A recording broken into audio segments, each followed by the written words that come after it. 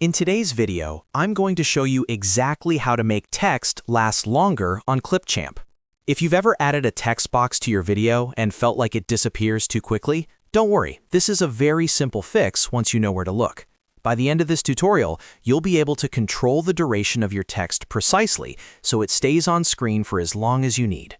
If this video helps you out, make sure to hit the like button and subscribe to the channel for more simple and practical Clipchamp tutorials. Now, let's jump right in. First, open Clipchamp and go to any project of your choice. You can either create a new project or open an existing one where you've already added text.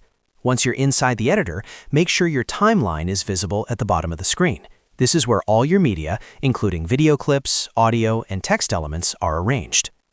Next, click on the text element in your timeline that you want to adjust. When you select the text box, you'll notice that its duration is represented by the length of the text clip in the timeline.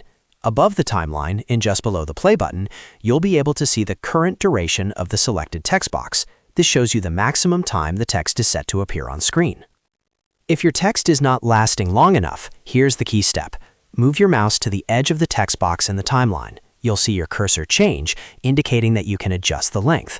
Click and drag the edge of the text box to the right to make it last longer. As you drag, you'll see the duration increase in real time. If you want the text to appear for a shorter time, simply drag the edge to the left instead. Make sure that your text does not extend beyond the length of your video clip, unless that's intentional. If the video underneath ends before the text does, the text may continue on a blank background depending on your timeline setup. So it's always a good idea to align your text duration with the video section where you want it visible. After adjusting the length, click on the play button to preview your changes. Watch the playback carefully to confirm that the text now stays on screen for the desired amount of time. If it still feels too short or too long, you can pause the preview and make additional adjustments by dragging the edge again.